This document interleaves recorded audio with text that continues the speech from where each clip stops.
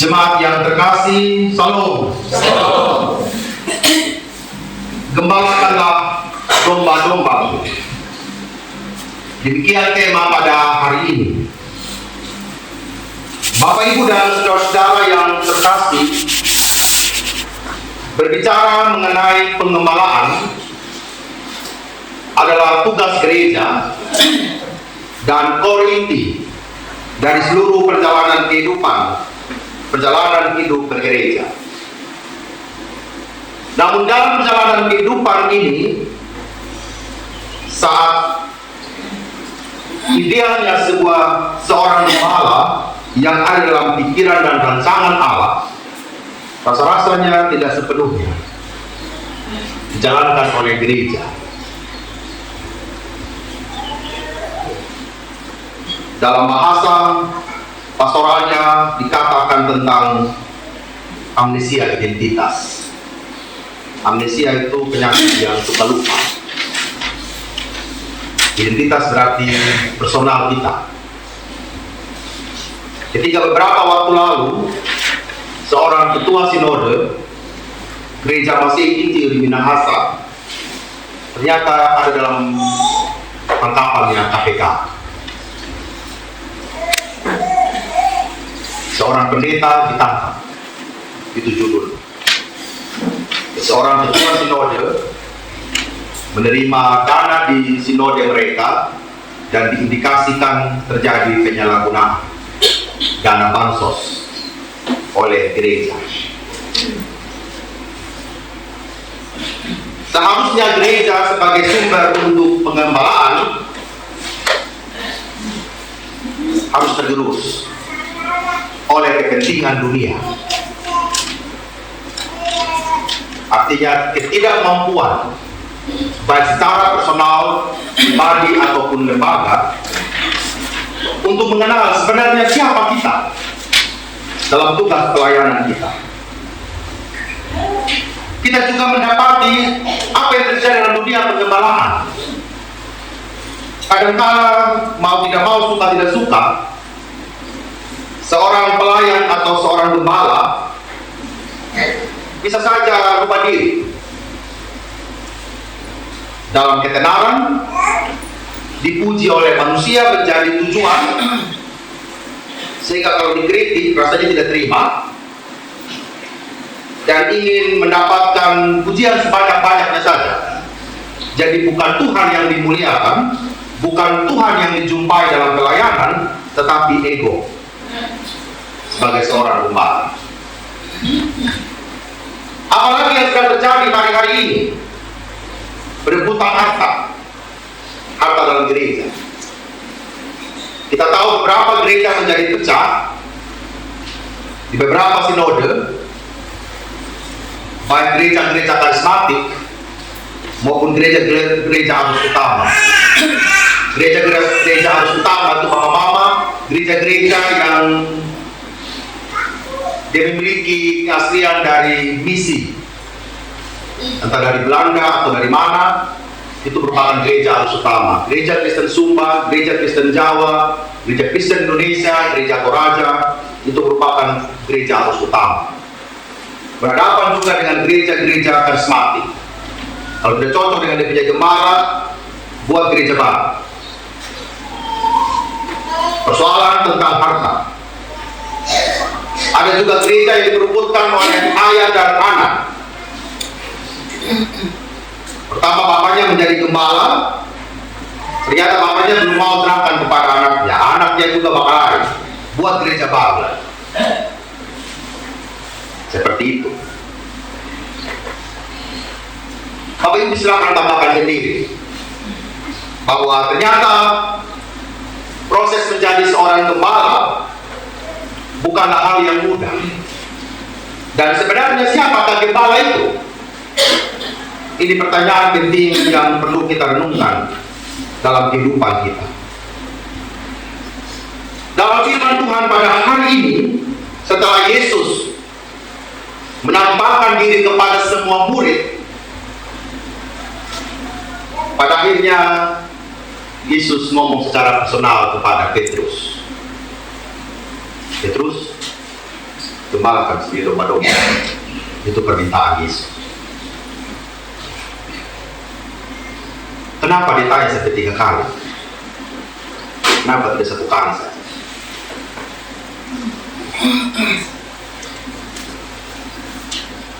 Engkau tahu bahwa aku mengasihi engkau. Kata Yesus, gembalakanlah domba-domba. Kata Yesus pula kepadanya untuk kedua kali. Menurut tafsiran, Yesus bertanya kepada Petrus, dan Petrus menjawab dengan kasih persaudaraan. Pilih, aku mengasihi engkau. Yesus tanya lagi, engkau mengasihi aku Petrus? Aku mengasihi. Itu kalau bahasa anak muda sekarang, aku mengasihi bro, hanya sebagai saudara. Tetapi Yesus menginginkan lebih daripada itu. Bahwa hubungan Yesus dengan Petrus bukan hanya hubungan sebagai saudara saja, hanya sebatas saudara pelayanan saja. Yesus menginginkan lebih daripada Petrus. Dia tanya sampai ketiga kali, Simon Petrus, apakah engkau mengasihi aku? Disitulah dia sampai bahwa Yesus menginginkan lebih dari sekedar hubungan persaudaraan. Agape. Mengasihi bukan hanya sampai di pilihan sebagai sebatas saudara, tetapi persaudaraan yang dibangun di atas agape.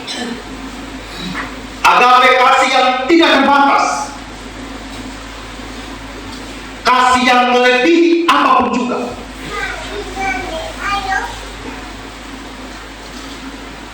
Itu permintaan yang tidak mudah yang diberikan oleh Yesus kepada Petrus. Kalau pelayanan dalam keadaan yang mudah-mudah saja, Petrus dan murid-murid senang ikut. Kalau cuma masalah tidak ada makan, gampang Tuhan itu. Cari saja di kota apa itu dalam pelayanan. Kalau soal tidak ada makan, gampang. Jalan saja, gampang sudah itu. Dapat ikan, Yesus bakar buat para murid, seperti pada penampakan. Perjalanan di Emmaus juga Tuhan Yesus membuka mata imannya mereka untuk melihat kenyataan dan kenyataan Tuhan. Tetapi bagi Yesus adalah pengembalaan yang engkau akan kerjakan itu pengembalaan yang sangat tidak mudah. Bagaimana membangun sebuah persekutuan, dan hanya kasih agape lah, kasih tanpa syarat, yang mampu untuk melakukan itu. Kasih tanpa syarat. Kita tidak bisa mengatakan, saya pergi sama ke gereja, asalkan Pak Pendeta khotbah yang manis-manis saja, begitu. Itu syarat Pak mau. Saya mau pergi PA, tapi saya dapat apa pergi PA? Hanya kasih waktu saja, misalnya begitu. Untuk apa saya datang pelayanan? Saya lihat di muka ini, buah muka terus sama saya. Saya akan datang Pak Pendeta. Kalau semua syarat itu masih menjadi syarat pelayanan kita, berarti tahap kita hanya sebatas persaudaraan saja. Saya untung, saya datang. Saya tidak untung, saya tidak datang. Dan begitu saja. Yesus mau lebih daripada itu. Meskipun punya teman pelayanan pemuka, saudara. Meskipun satu keluarga mungkin tidak suka sama engkau, begitu ya. Itu tetap menyatakan kasih. Meskipun rasa-rasanya banyak orang yang mengganggu kenyamanan hidupmu, yang membuat engkau tidak nyaman, tetap harus mempraktekkan kasih. Apakah itu mudah? Tidak mudah. Ya. Makanya Yesus meminta komitmen dengan hati yang murni dari Petrus. Apakah engkau masih? Karena menunjukkan kasih kepada domba-domba itu bukanlah pekerjaan yang mudah. Bukanlah pekerjaan yang gampang. Engkau harus berhadapan dengan tantangan demi tantangan. Bapak Ibu, ketika Petrus mendirikan kekristenan dan menyatakan pengembalaan, ya, kita sebagai gereja yang mula-mula, gereja yang Katolik dan am, berhadapan dengan kehidupan bergereja bukanlah perkara yang mudah dari abad ke abad. Di abad mula-mula itu orang-orang mempertanyakan apakah Kristus itu Tuhan. Ini pertanyaan-pertanyaan yang tidak mudah, Bapak. Ada Tuhan Yesus, kemudian ada Bunda Maria, ya, ada surat pengembalaan pengampunan dosa, ketegangan-ketegangan dalam gereja. Tidak bisa kita pungkiri bahwa itu ada. Bahkan ketika kekristenan pun harus berpisah dari Katolik karena ketegangan yang terjadi dalam gereja itu sendiri. Apa yang Petrus bangun pada abad yang pertama itu bukanlah perkara yang mudah. Membangun gereja sampai hari ini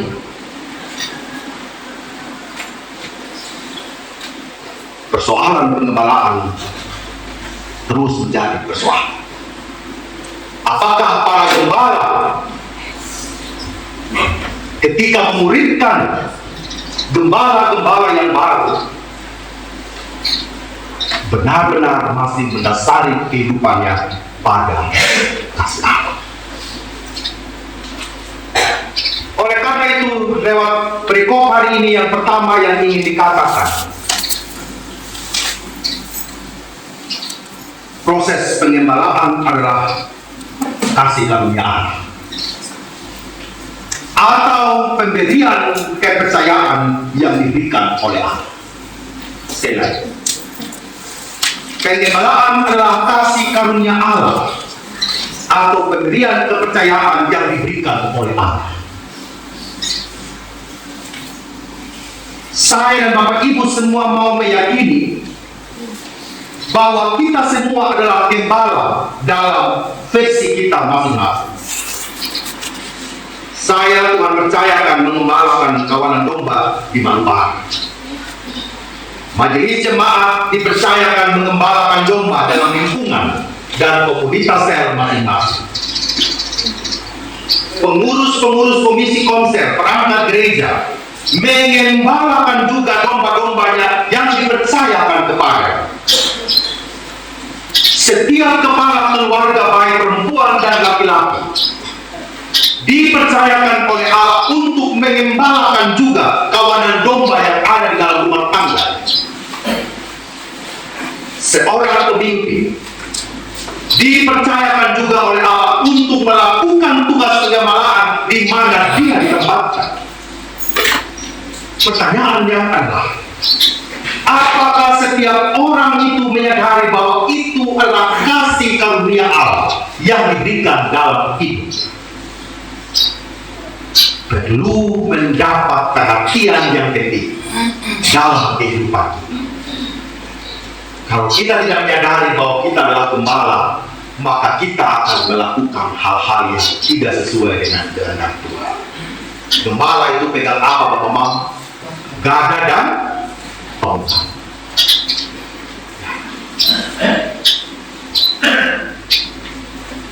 Gada itu, kalau kita mau tiduran itu jadi kena hidup sama kita lihat. Jangan kemana-mana. Yang cari kita di semak-semak itu, dia cari. Tetapi kalau seorang gembala bukan pegang gada dan tongkat, ya kalau dia seorang gembala pegang kayak putih, beneran sih dari mana, Bapak? Ini pertanyaan ini, Bapak. Kalau seorang gembala misalnya dia mari saya pegang tongkat, saya pegang pancing tinggi di laut, kira-kira bagaimana? Kalau seorang gembala dia pegang bosi minum tiap hari, kira-kira bagaimana? Mabuk semua.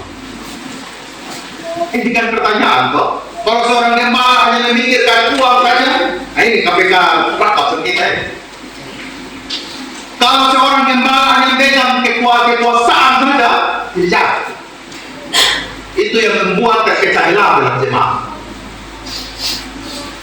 Jadi apakah mudah? Tidak mudah. Seorang bapak dalam keluarga ya tidak mampu untuk mengembalakan kawanan dombanya, istrinya, anaknya, bagaimana cerita? Tidak gampang. Itu adalah kepercayaan yang Tuhan berikan. Hal yang kedua, mengembalakan arti apa? Menjaga kepentingan Allah dalam pelayanan. Menjaga kepentingannya Allah dalam pelayanan. Jadi kalau mengembalakan itu, kepentingan Allah yang kita sedang perjuangkan, bukan kepentingan pribadi lepas pribadi. Dalam memimpin seorang gembala benar-benar menjaga supaya kawanan domba Allah itu dengan jatuh di jurang, jangan masuk dalam semak-semak. Itu tugasnya. Kepentingan Allah yang dia jaga, bukan kepentingan diri sendiri. Seperti yang saya sampaikan di awal, untuk dipuji manusia, untuk memperoleh harta, untuk reputasi dan harga diri, bukan itu. Kepentingan Allah yang sedang kita perjuangkan. Kalau Bapak Ibu mengembalakan keluarga, berarti Bapak Ibu sedang menjaga keluarga itu tetap dekat dengan Allah, bersekutu dengan Allah, bukan dengan hal-hal yang lain. Hal yang ketiga, dalam pengembalaan, identitas Kristus yang kita nyatakan, bukan identitasnya kita.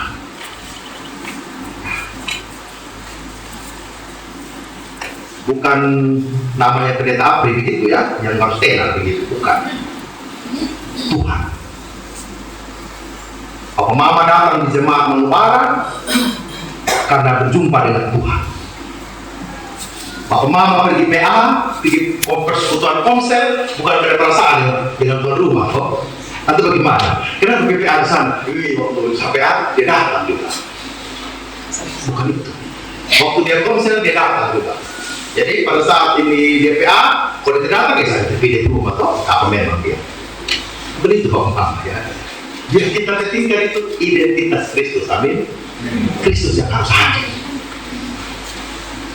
Kalau kita memberikan pengampunan kepada orang lain, itu karena memang kita memiliki identitas Kristus, bukan identitas kita. Kalau identitas kita, woi, kok pada rugi memang tidak.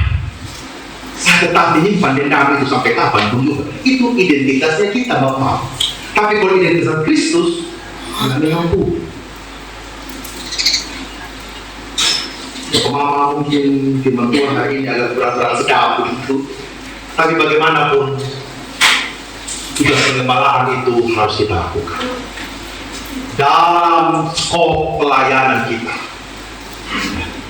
Kalau di rumah itu hanya 3 orang, itu sudah kita kembali. Saya beda dengan Bapak dia tidak beda, sama prinsip. Kehendak Tuhanlah, kepentingan Tuhanlah, identitas Tuhanlah yang sedang kita wartakan di dalam pelayanan kita. Jangan pernah takut Bapak Mama untuk menjadi gembala, karena kita yakin Tuhan yang selalu menolong kita.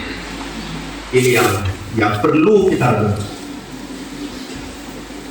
Konsekuensi dari pelayanan kita pasti banyak.